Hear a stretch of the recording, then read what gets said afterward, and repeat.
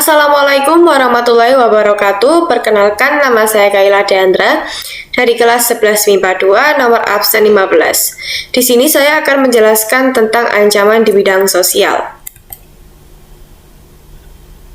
Pertama-tama saya akan membahas tentang apa itu ancaman di bidang sosial, penjelasannya, contoh nyata kasus, alasan mengapa kasus tersebut bisa terjadi, bagaimana cara menghadapinya, peran pemerintah, dan peran masyarakat.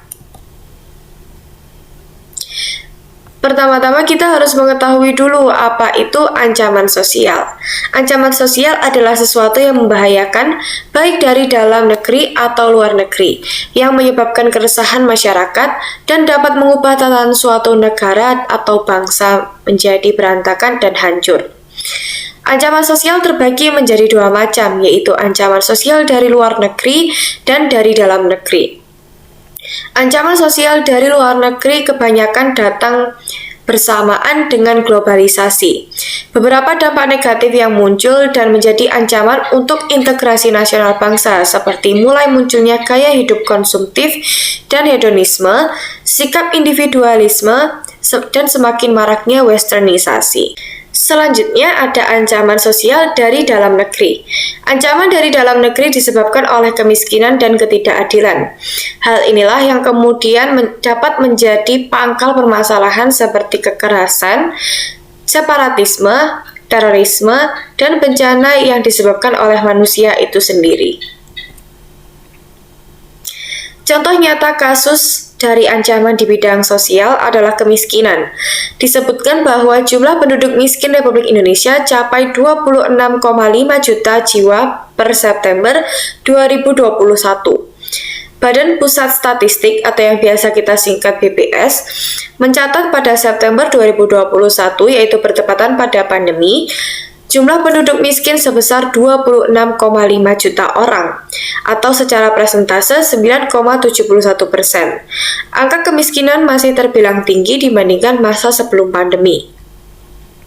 Secara wilayah, tingkat kemiskinan di wilayah pedesaan masih terbilang tinggi, yakni 12,53%, sementara di wilayah perkotaan jauh lebih rendah, yakni sebesar 7,60%.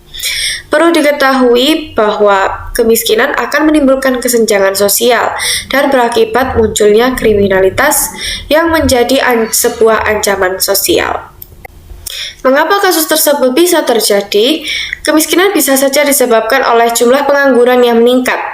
Pengangguran juga termasuk ke dalam masalah sosial yang sangat besar di Indonesia. Pengangguran terjadi karena berbagai faktor. Salah satunya adalah laju pertumbuhan penduduk yang tinggi dapat mengakibatkan lapangan pekerjaan di suatu daerah menjadi terbatas, sehingga angka pengangguran di daerah tersebut akan meningkat. Semakin banyak pengangguran, maka angka kemiskinan pun akan meningkat. Yang kedua, bisa saja terjadi karena pendidikan yang rendah. Pendidikan yang rendah cenderung tidak memiliki keterampilan, wawasan, maupun pengetahuan yang memadai untuk mendapatkan pekerjaan, sehingga akan kalah bersaing dengan orang yang memiliki pendidikan tinggi. Bagaimana strategi menghadapinya? Yang pertama bisa saja dengan memperbanyak lapangan kerja. Memperbanyak lapangan pekerjaan dapat menurunkan tingkat pengangguran. Pada saat itulah tingkat kemiskinan juga akan turun. Yang kedua, tentunya dengan meningkatkan kualitas pendidikan. Tingkat pendidikan mempunyai pengaruh terhadap pengangguran kemiskinan. Pendidikan akan membuat seluruh rakyat berwawasan luas, cerdas, dan kreatif mengatasi persoalan hidup, serta mampu bersaing dengan calon tenaga kerja lainnya. Peran pemerintah dalam hal ini bisa saja mengembangkan dan menjamin keberlanjutan usaha mikro kecil. Antara lain ada program pengembangan industri kreatif dan pengembangan wirausahaan. Yang kedua, dengan mengurangi beban pengeluaran warga. Antara lain memberikan jaminan kesehatan kepada warga miskin dan pendidikan gratis atau beasiswa untuk warga yang tidak mampu, dan lain-lain. Peran masyarakat juga penting. Kontribusi masyarakat sangatlah besar dalam hal ini. Masyarakat diharapkan dapat berpikir kreatif. Selain itu, masyarakat juga dapat saling membantu dan berbagi antara masyarakat yang berkecukupan dengan masyarakat yang membutuhkan. Sekian penjelasan dari saya tentang ancaman di bidang sosial. Kurang lebihnya mohon maaf. Wassalamualaikum warahmatullahi wabarakatuh. Terima kasih.